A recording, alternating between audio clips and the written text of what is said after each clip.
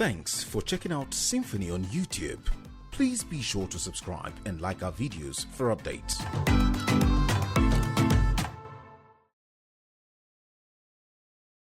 Is it that people are staying 2, 3, 4 hours at the airport, no compensation, nobody's talking to them? The airline operators will tell us what are your challenges, what are the problems. Is it as a result of weather? We want to know. Is it every time the weather is bad? You know, a colleague of mine just told me this afternoon that he was at the airport for a flight for 6 p.m. and he was there till 1 a.m. It is just inexplicable, and I don't know any part of the country where this kind of thing will be accepted. No compensation, nobody's coming to them. So some of these issues we want to know. And again, the Honourable Minister, where to some of us here, we quite understood the demarcation between the Air Force and the civil aviation. When we had those crashes, you know, of the Air Force, it caused a kind of a panic to air travelers. They wouldn't know the difference between the civil aviation and the Air Force. So some of these issues you will want to hear from you. And from some of your colleagues who are here, we want to equally know what really went wrong with the Air Force, what are the challenges confronting them. You know, we should be free as Nigerians to provide solutions to national problems. We should not shy away from telling ourselves where the problem lies. It will do Nigeria a great deal of favor if we all come open, with open heart. I speak my mind, anytime, anywhere I am, I say it the way I see it.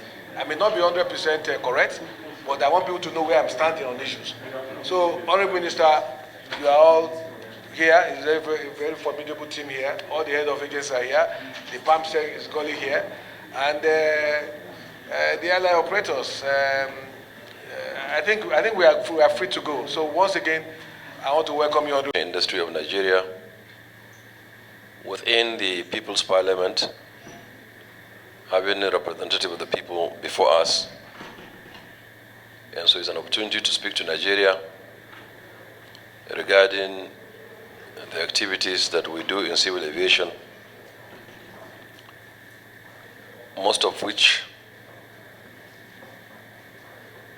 are regular, part of our routine activity, some of which are either ad hoc or one-time off activity of civil aviation. As distinguished senators would realize, and as distinguished Senator Chairman had highlighted, the industry is not just the exclusivity of government and its agencies.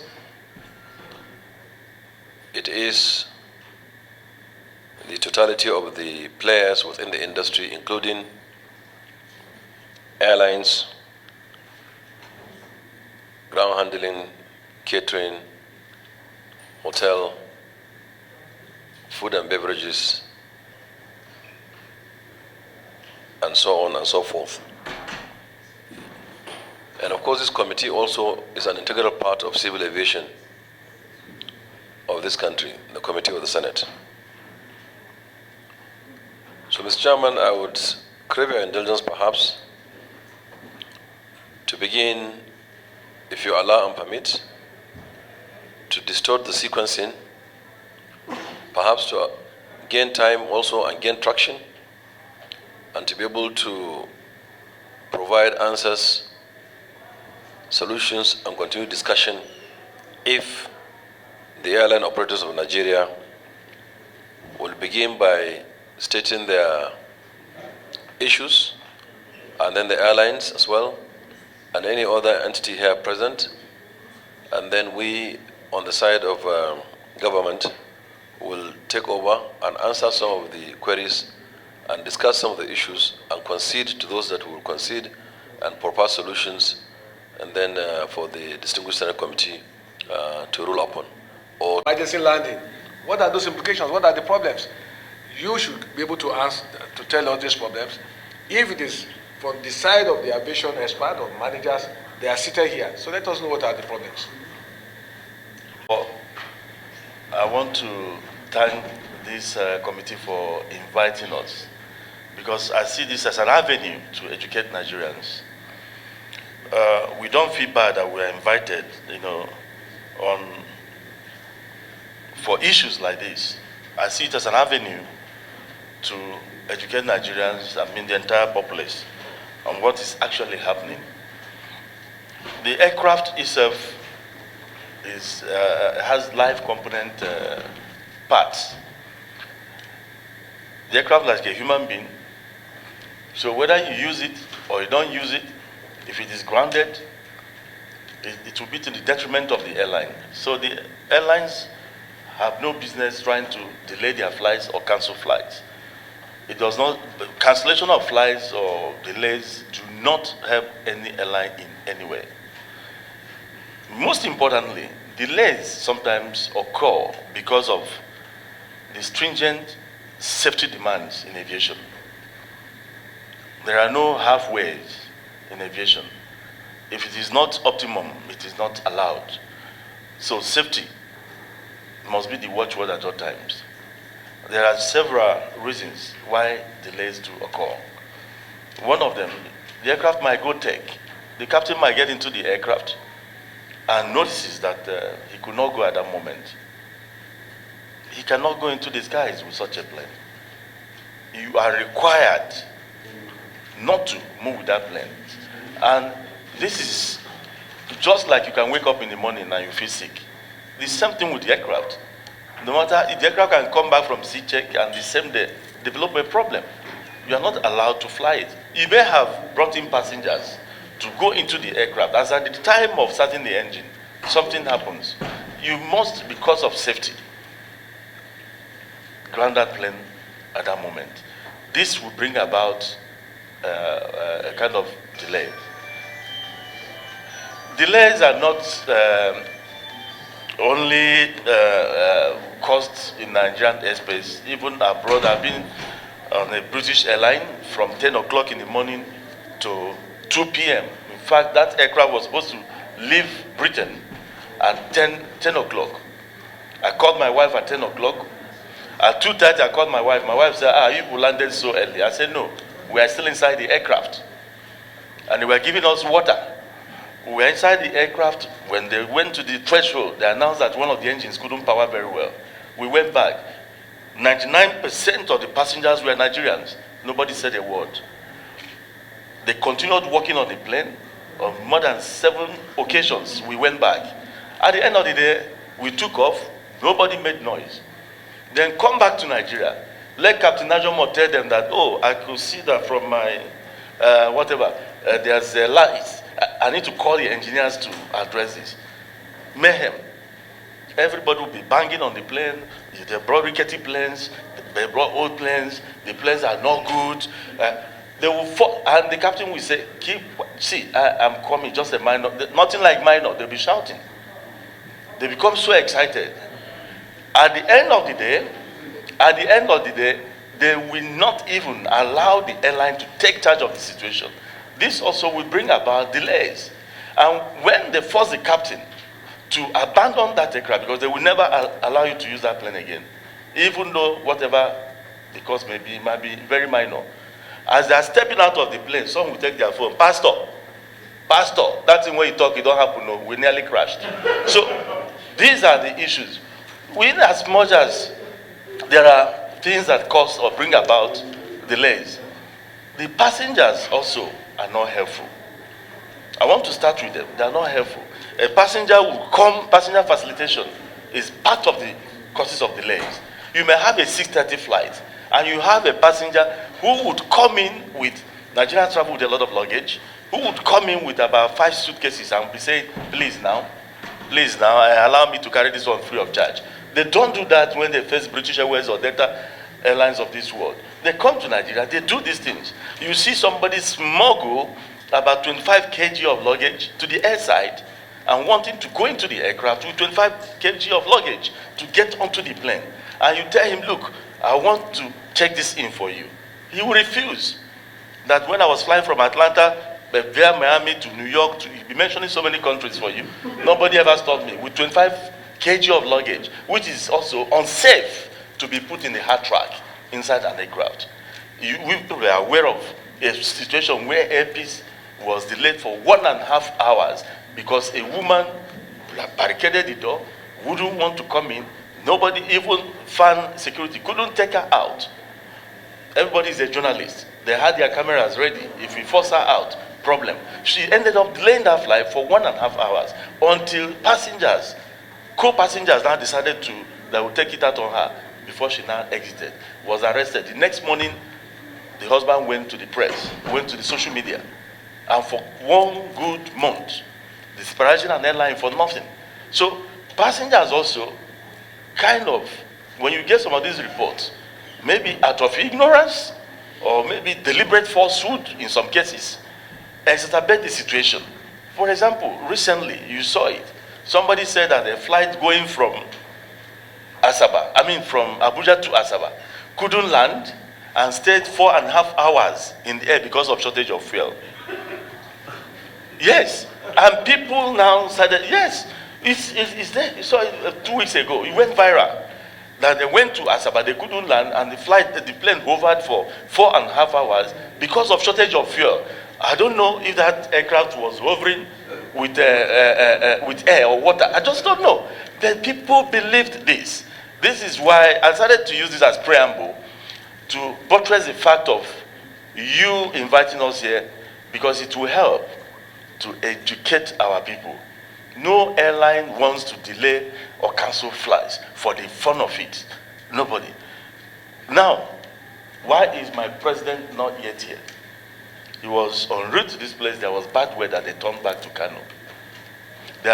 They've left again. Once one flight is delayed, it's a chain of events, sir. If in the morning you push back and anything happens, or you have a bad strike in a day, it will affect every other place that particular aircraft is going for the day. You can't get it back. You can never get it back. So these are the reasons, some of the reasons why sometimes you see delays. But the fact still remains that our passengers also are not being helpful in their reportage of these issues. They say things that range from absurd to bizarre, at times unbelievable things, and they push it to the social media space, and a lot of people believe. A lot of people believe. If there's turbulence, it's a problem. They nearly crashed. If the captain has safety demands, decides to go back to base because of bad weather or anything at all, that is a near crash to them. So we also need the representatives of the people to help us, to educate our people. Some of the things they do or say at times, if not that we have a regime of a regulatory body that is on us very powerfully, maybe some airlines might start doing some things to please the public. And when they do that, it will only lead to something. But we have told ourselves in AON that what happens to one airline will affect others. No cutting corners. And of course, NCA will not even allow you to do that. So, one issue is rising cost of and unavailability of Jet A1 fuel. Sometimes it's not readily available. The aircraft cannot fly with empty tank. Sometimes you call on the fuel vendors, they're not there. The bowsers are bad.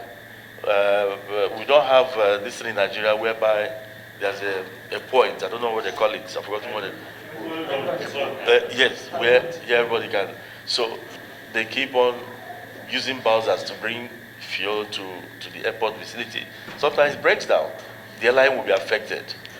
Of course, sometimes they give you ridiculous prices that you need to negotiate, because it's not just anything thrown at you that you will take. Some of the issues surrounding unavailability of Jet A1 and its cost also could lead to delays. Of course, foreign exchange. Everything about the aircraft is dollarized. Even the carpet, you cannot buy it from the ordinary market. The smallest pin on the aircraft is not made here. You must import it. And not just importing from anywhere. There are OEMs designated for everything on the aircraft. And you must We get our receipts in Naira. We get our receipts in Naira, and we go out there to buy dollars at 514 Naira to $1. And the ticket fares are the cheapest in the world. Nigeria's ticket fares are the cheapest in the world. When you look at what we used to charge in the year 2000, when you could charge about 2,000 Naira, when then 2,000 Naira, it was $100 Naira to $1. You could see now that the cheapest, we are still charging 23,000 Naira, which is less than $30. Where does that happen? A 1 hour flight from Miami to Atlanta on the same day could cost you about $400. In Nigeria, the most expensive ticket might be about $100 for economy. So we still charge the cheapest, yet you have to go and access dollar at a very high rate. The dollar is not even readily available. So sometimes you might not even have dollars to buy your spares and your aircraft will be packed. That is one. Another one is the attitude of some government agencies like customs. That one is killing airlines. And I have to thank our Honorable Minister and the distinguished members of this committee for what you did for us by making sure the custom duties waiver President Muhammad Buhari gave us out of his own magnanimity is no longer an executive order, but part of our laws. I must commend the Senate. I must commend the Honorable Minister that led us into achieving that for aviation. It has never been so good in the last 60 years, but at last we got it so well. So we are very grateful to this august body for giving us that. But what of the implementation? As I speak to you, the brand new planes that are brought in cannot fly 6 months after. Cannot fly. We are ready. NCA has given us the right and everything to go. But we cannot fly as I speak to you now. Why? Because customs is gone back to be charging us in flagrant disobedience of the law, to be charging airlines surcharge on duties that are non-existent. On our spare parts and everything, they put surcharge. What they do is they will give you the duty. Maybe the duty is 500 million. They waive the duty, but they now charge you 7% of that 500 million. So there's no foundation for that. That is illegal, absolutely illegal. And airlines are being made to go through this. If not for the Honorable Minister of Aviation, airlines would have gone on strike and decide to down tools. We've been discussing that and they think it's a joke. But there's a limit to which we can listen to our minister, because the minister wants us to fly safe too. There's a limit. So they gave you the assessment carries the duty that has been outlawed. They'll tell you, okay, we're waiving it, but we are charging you 7% of what is not supposed to exist. So we call on the Senate of the country to help us address this issue. If you are not able to bring in your spare parts as and when due to get the aircraft up, that is a problem. Passengers must experience delays, because the fewer planes that will be available, if anything happens to any of them, you have to wait for one to go around Nigeria before doing another flight. That is why you fly at midnight at times. We need customs to change the way they deal with us. The government of this country has given us this, because the president of this country is highly interested in indigenous investments surviving. He didn't waste a minute in signing this into law. So why should any government agency not feel the pulse of the man on the beat and everybody is criticizing him? If something like this happens to the president, that one happens to the president, he has done his bit. And he must be praised for doing his bit. Another one is the end user certificate that we are supposed to get from the National Security Advisor's office.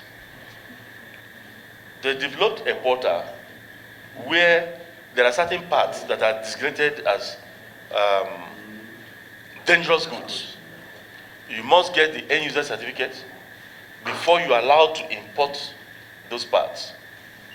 Even those countries where the parts will be coming from will not even allow you to ship until you bring that from the Nigerian government. Let me give you an example. One Airpeace aircraft, nothing is wrong with that aircraft apart from one spare part. We identified the spare, we paid for the spare, it took us 3 months to get the end user certificate.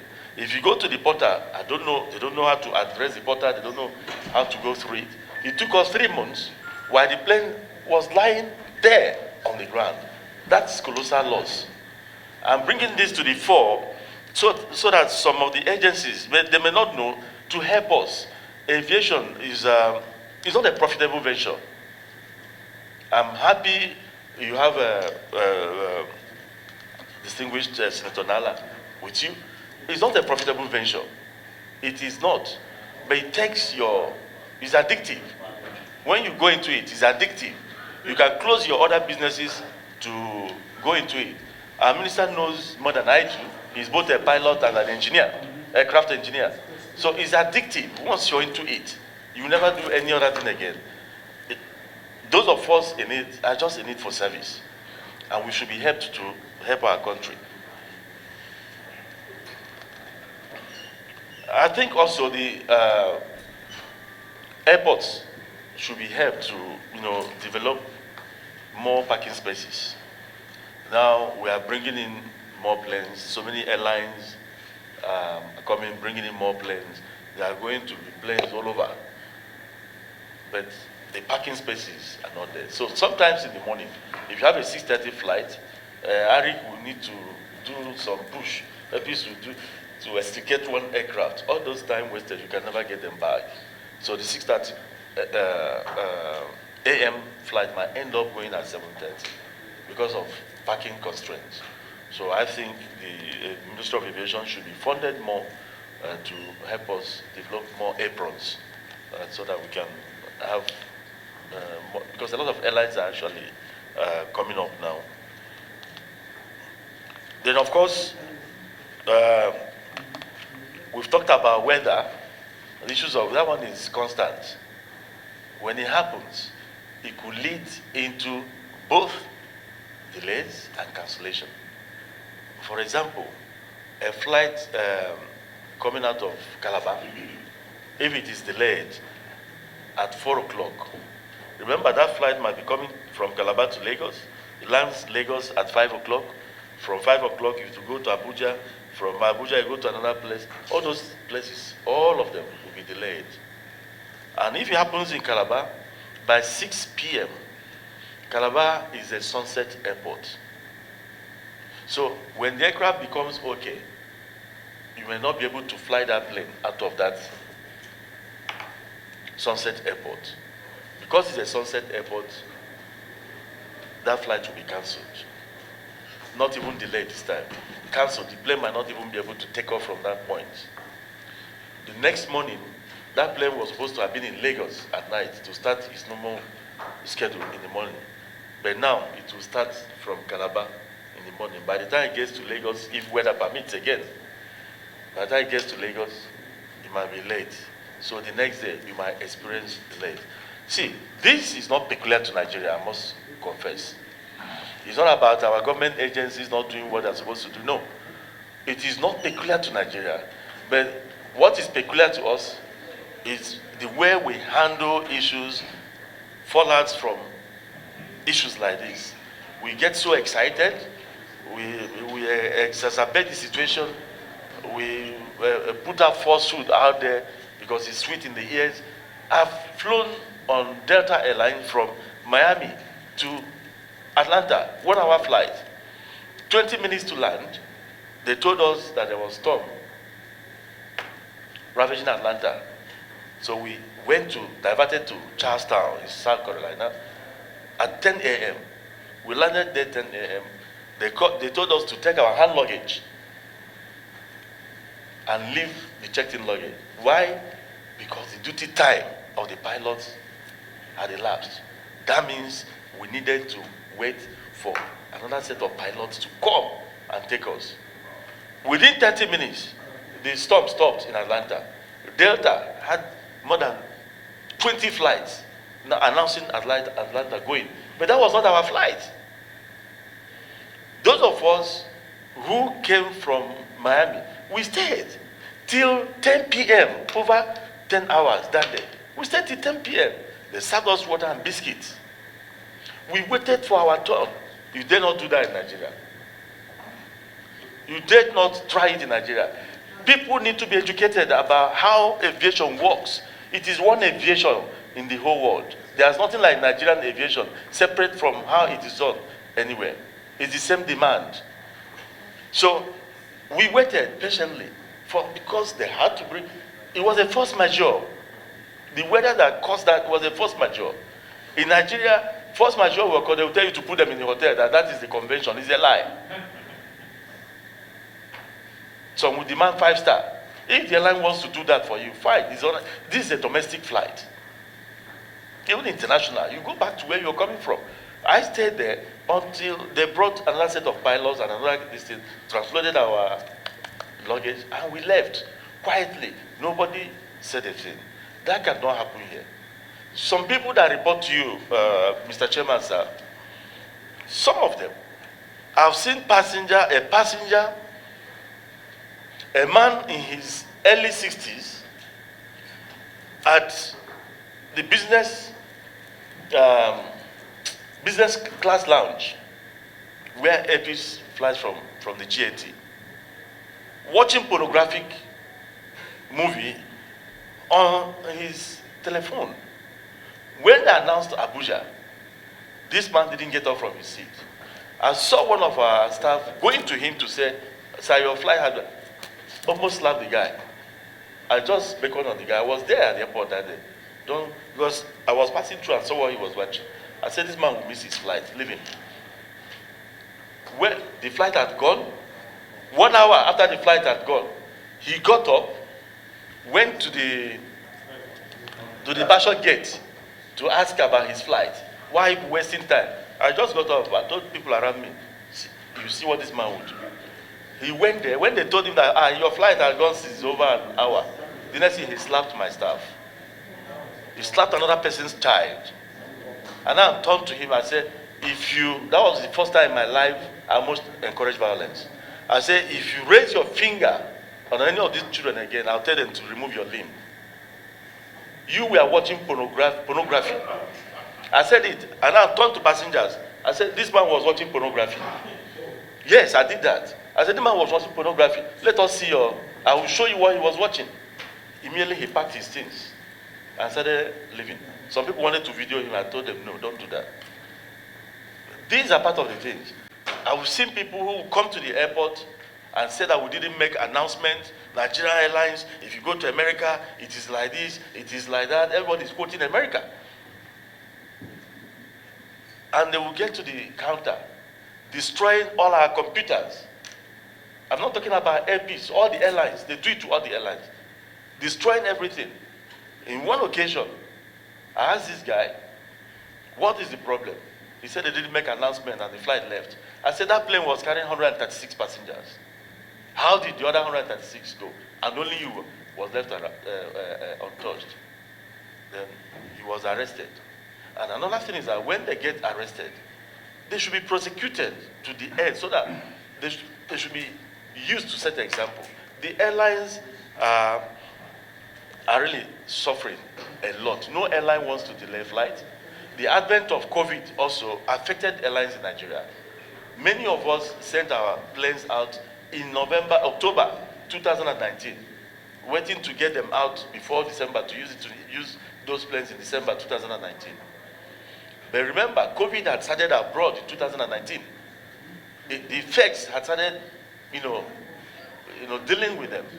And what happened was that they couldn't work on these planes.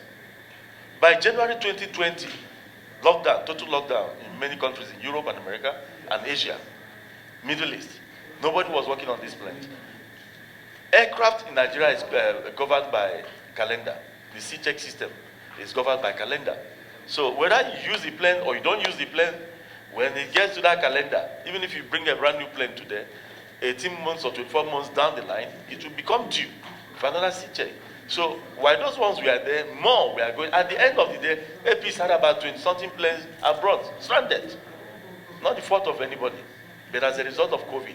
So the few ones you have here, if anything happens and customs does not allow you to clear your whatever on time, you are in trouble. You're in trouble. So some of these things cause delays. And of course, VIP movement, yes, but not every time. And there's nothing abnormal about VIP movement. It happens everywhere in the world. The president or the vice president of the country must be protected. It's not only in Nigeria that it happens. Because I've had some people saying, oh, they shouldn't do this. If it was, let us. APC is ready to help in funding the education of the Nigerian flying public through a dedicated television program, maybe to be spearheaded by NCA. Airline will contribute. We contribute to it because it will help everybody. It will help everybody because we need the understanding, we crave the understanding of everybody, the flying public. No airline would want to cancel flights or delay flights for the fun of it. I'm not saying that there are no times where it is our fault. Sometimes it's our fault. Let me give you an example. Me, APs. There was a time it was the fault of my staff. How did it happen? A turnaround officer, I got to the ramp. What's the next flight? Abuja, Lagos Owerri. Okay. Where is the aircraft? He said the aircraft will be landing in 40 minutes time. I'm telling you, that aircraft was already on ground. And the turnaround officer, they didn't know. That's the recipe for delay. Because he didn't prepare. He won't be prepared to call out people. The captain might be there waiting for him. So, but those are it's not something that happens every time. Or the one you ask your operation control center and somebody tells you the plane will be landing in 4 minutes time. And maybe you are at the airport, you're looking through the threshold, the flight paths, 4 minutes pass, 30 minutes pass, your plane never land. Imagine what will be going on in your mind as an airline owner. You'll be dead, thinking that the worst has happened. Meanwhile, that plane he told you will be landing in 4 minutes time, maybe it's still in Abuja or somewhere, even fueling. It has not even taken off. So some of these issues also could be attributed to the airlines, but not in the magnitude in which people are talking about it. In summary, sir, what we are saying here is that I've just read out the many reasons why we have delays. These are the reasons why we have delays. It is not fun for us to have delays. We want to serve Nigerians to the best of our abilities. The industry is beginning to have it so well because of a lot of changes that have been brought about to bear and the intention to bring about changes that have been happening in the last 4 years, courtesy of having somebody who is a professional in the saddle. Our Honorable Minister. Thank you, ladies and gentlemen. Thank you very much. Bank who attribute to some of these delays. But of course, there are still some other aspects which I may not want to go into now. Maybe I will allow my colleagues or the civil aviation to respond. The ones that borders on the other arms of government, we will see how we can, on our own here, give support or call the attention of the appropriate authorities to the need to give a special consideration. Let me just quickly mention that on some occasions I had cause to fly ARIC. I discovered that they keep to time. I wouldn't know why, but I must mention that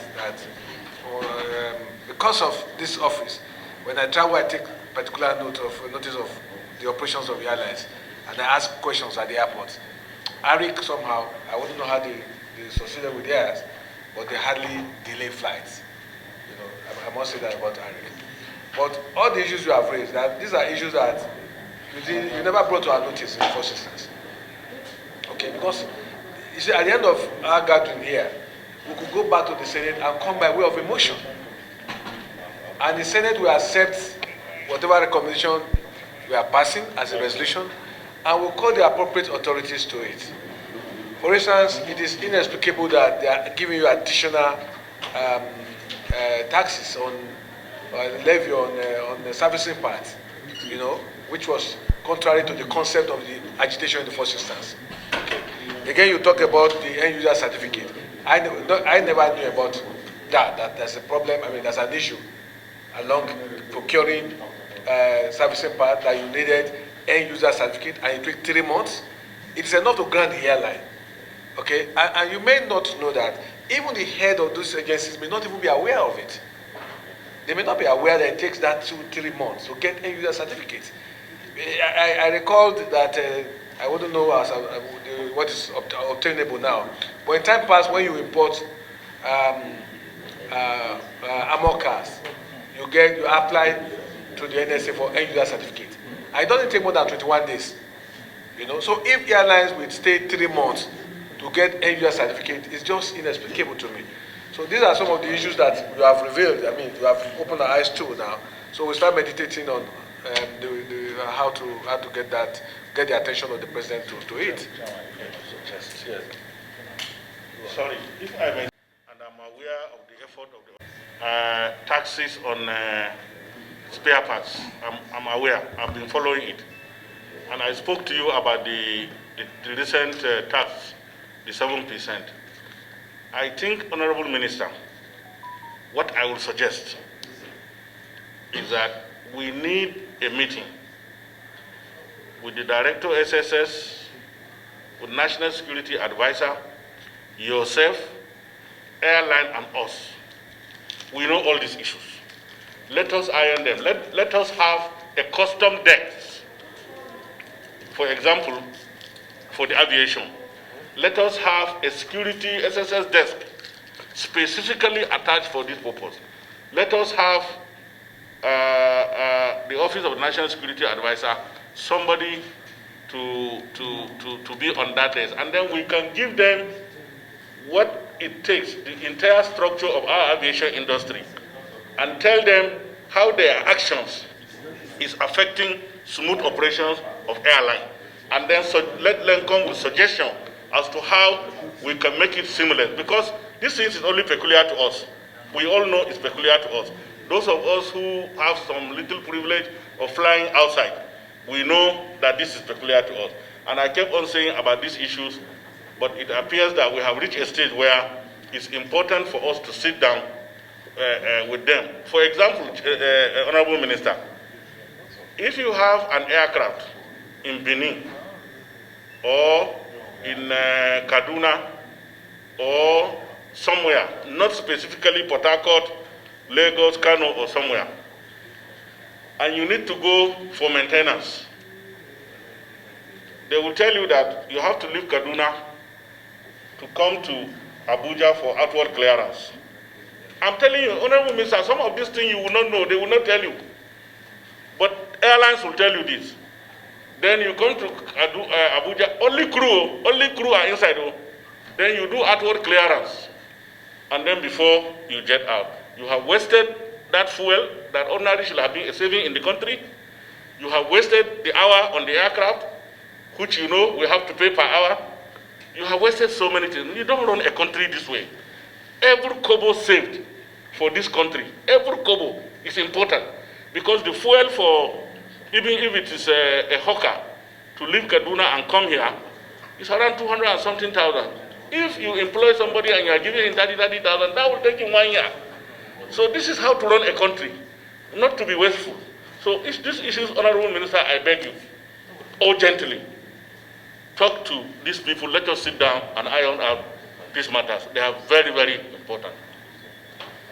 The issue of parking space, Honorable Minister, you know, and I still cannot find explanation why it is difficult for FAN to grant land for parking for hangars all the private airlines, if they have been hangar, they will all be there, and you will have parking space everywhere. But you see, I don't know what the issues are. We go to other clients. I was in Wilson Airport. I saw the number of hangars I have seen. I was in Johannesburg. I have seen Lanseria. I have seen. Everywhere you go, hangars are available. But you come to Nigeria, only the privileged few. Let us run away from that one, for God's sake. We are expanding. Let us try to do more things that will accommodate this industry. Okay, so Honorable Minister, over to you. And operators, you know, you talked about, and I want to commend you for being very blunt and honest with us, that some of these delays were actually caused by your staff, your crew. You know, it is not all the time that this delay emanated from some of the issues you have raised. Okay, the question would be that, what are the palliatives? What are the cushioning effects? You know, if somebody should stay at the airport for 5 hours, even if you are going to take him free of charge, courtesy will demand you say, take water and drink. But in Nigeria, when people get stranded at the airport, at times nobody will talk to them for hours. You know, and they respond by saying, they start calling us. Say, look what is happening to us. At times we switch off our phone, because in the first instance, maybe at the end of this deliberations, I will see how we will put a mechanism in place where air travelers can reach us, and we can now talk to them. What is the problem? We'll not get back to you. Okay? It has to be two ways communication. I will make sure that this committee will put something in place, a mechanism that will enable us to allow the traveling public to be able to talk to us directly, not just talking to us as citizens, but be complaining to us. So I will now push these complaints to you. So in a simple question, what are the palliatives? What are the cushioning effects from your association? Yeah, up to a certain number of hours, say 2 hours, I think between 2 and 3 hours, the airline is required to serve them light refreshment. No, we do it. We do it. We do it. Even I've had passengers who called me on the phone to say nothing was given to them, because once anybody reaches me, I will ask immediately. I call the station manager, and they do a video and see people eating something or drinking something. So I've seen also a situation where a station manager felt I should save money for the airline, and she was suspended. So sometimes the people out there might decide, okay, if we can talk to them and they keep quiet, no need to give them anything. I said, no, don't do that. The moment you know you're going to delay people between 2-3 hours, you must serve them refreshment. We do that. Your airline or all the airlines. All the airlines. So I don't want to have your no. Yes, all the airlines. All the airlines. They do. They do. We are bearing delays in our airports. I think we have not touched on these fundamentals. We are just trying to gloss over it and maybe leave the meeting. You tended to tell us exactly what the issues are. But these problems are still very much, persistent within our airlines operations. What are we going to do to avert these ugly situations in the country? I've experienced more than 10 different occasions of this delay that spanned over 7 hours. Even Benin Airport. What are these problems? What do you want us to do? That's why we are here to put our heads together as to how we are going to solve the problem. We don't just gloss over problems and we think that we are doing the right thing. I don't want to be a part to this kind of arrangement. Let's tell us. Safe, we are all happy about it, we can all fly. But if we keep quiet from raising some of these issues to our attention based on what feedback from people, then we are not doing our nation any service. So I want you to answer these two interwoven questions. The safety, the radars, the facilities, the airspace, how safe our airspace, how safe are the landing facilities, and how safe all the equipment that are needed, then the state of the airport itself, because like my colleague said, when visitors come in, what they see of our airport is their impression. Well, last that are raised, and some of the issues. Starting point, from my understanding of our being here to discuss flight delays, cancellations, and among other matters, we have come to certain conclusion that it's a common base between the airline operators of Nigeria and the Nigerian Senate and us on the side of the executive in the civil aviation. Those common grounds were like delay or cancellation can happen for many reasons, and I will speak to them later. But let me pick the quick ones, not by order of the way they came, but perhaps because they are short ones I can deal with.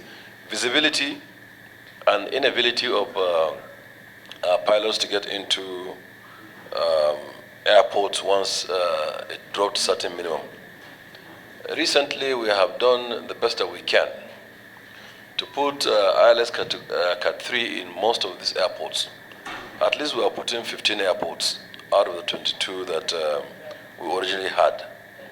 Now, is it only by putting Cat 3 that it will ensure 0-0 landing? No.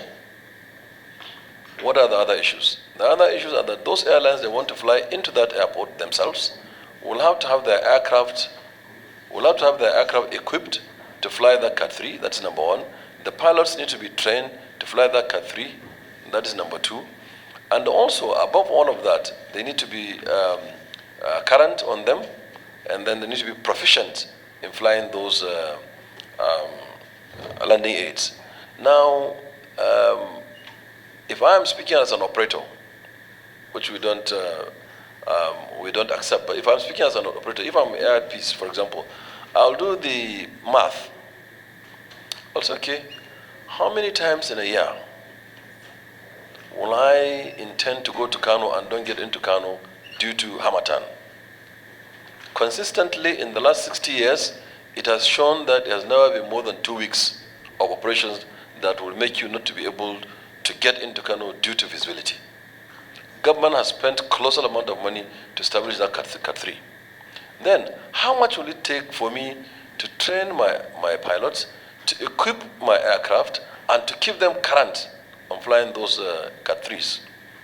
What is the total value, what is the cost-benefit analysis between those? In those 2 weeks, I will perhaps only have 14 flights into Kano, maybe once a day, for Air Peace. Then, what is the revenue of those 14 flights into Kano in those 14 days in 1 year out of 365? What value will it give to me if I train all these pilots and equip all this aircraft with all of this equipment to fly those routes? Problem number one. Problem number two. Mr. Chairman, we are on our way, I will reduce it to saying we are on our way to having all of our airports be able to open for operations in a reduced visibility. We've done about 5 MD Nama, and we're on our way to making them 15 airports with all Cat 3. But I can bet you, Mr. Chairman, that out of these airports that are going to have Cat 3, we'll only be running them with all of the expenditure of running them. The usage will be very minimal, because the weather pattern has shown it's not more than 2 weeks of that heavily reduced visibility that you cannot fly during Hamatan. Some happen during rainy season. Even those ones are also less. But we have other alternatives. We have in some of the airports the PBN approaches, the performance-based navigational approach, which we are trying to make all airports in Nigeria to have those PBN approaches that you can fly. Again, what is the capacity of our airlines to be able to fly into those airports? And what is the capacity of our pilots to do so? vis-a-vis the amount of money they will spend and expenditure to do so. So it takes the government to install the equipment, and it also takes the airline to be able to use them. Then regarding night operations, respectively, every place where we have a night landing facility, okay, let me rephrase. It is almost practically impossible for us to keep all our airports 24/7 working. In Europe, in America, everywhere, there are only quite a few. In fact, 90% of Europe is closed after 12. 90%. 90% of Europe is closed after 12. So, and then when you look at the operations, how many passengers, how many people are there within scheduled airlines? How many passengers are you going to get to move between the hours of midnight to the hours of 6 a.m.? It is possible if you start to operate, you can generate that night traffic numbers to be able to do them, but they will remain reduced numbers for many, many reasons. Some of our airports are very remote and very far. Maiduguri, Jos, Kaduna, Abuja, etc. People won't be comfortable to fly at night and join with insecurity and so many other things. Even without insecurity, many people would like to go in early evening, sleep the night, wake up and do a business, or return home during the daytime. So night operations, when you open an airport, to open the gates of the airport and close them, just open them and close them. We have to do the numbers of how much will it cost us to have our personnel to operate, the control towers, the airport itself, every single aspect of it, the fuel, the handling, everybody, the marshals, everybody, to keep them to operate 24/7, because we are expecting somebody might be in need of it at that time.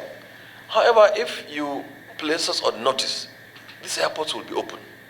Example, the airport was open for me in Katsina last week for me to get in. And I paid the difference. I paid because I took an airplane that will take me into Katsina and out, and they computed and I paid. I'm sure I had paid in Katsina since I became minister, more than 10 times to get the airport extend the hours of operations. So we can actually extend the hours of operations if you give us notice that you are coming. And every single flight is planned. So in your flight planning, you should be able to tell whether you will go beyond the operational hours of those aircraft and whether you need the airport to be open. And then you so request, and so it's also open. And we'll charge you for a fee, a small fee. Doesn't matter. So all our airports can be opened, but for now on demand. Automating some of them to become unmanned airports for alternates, perhaps is one solution. Perhaps. And perhaps not only that one, those that are uncontrolled, that you can utilize, you will open them. But as to it getting used by people is another thing. But providing it will add or will improve safety. By how significant it will add, it's a guesswork. But whether we should save one life and invest all that we have in Nigeria, yes, we should. And all of these requirements and the wish lists, Mr. Chairman and distinguished members, you sit here, you look at our budgets, you know how much we have available, you see our income, whether we can meet all those challenges. Unfortunately, civil aviation, with all its importance, will be debating against diseases, cholera, and so on, or against illiteracy, or against hunger and starvation.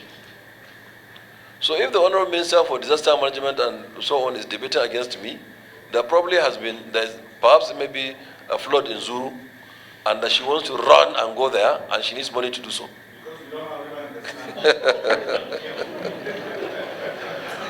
We do, Mr. Chairman, sir. We do.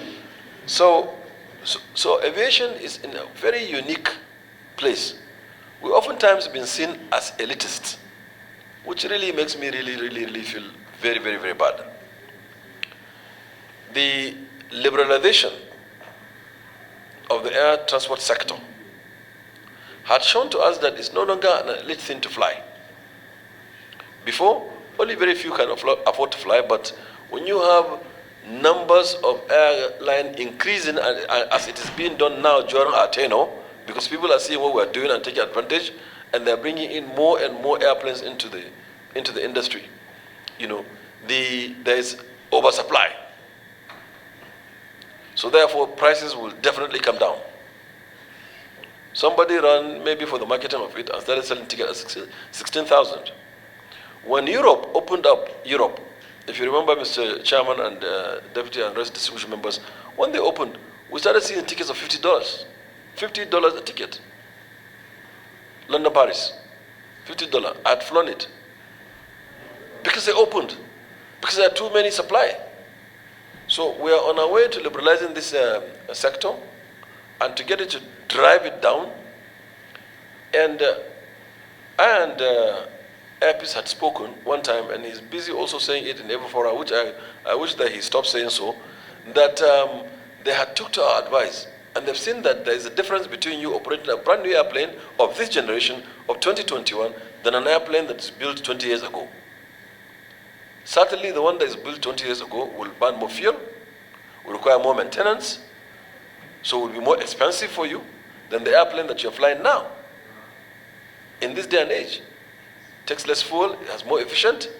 You know, even they were flying aeroplanes that they have to, like the chipmunk, that they have to eke out to see the level of tank, how much fuel is left in the tank, because the gauge is outside the aircraft. You have to eke out to see whether you're doing good in the field. Now today is on one tube, everything, like he flies now. So yes, sir, we will improve to see and look at where possible, how can we put an unmanned airport where somebody with a click of the button will be able to land.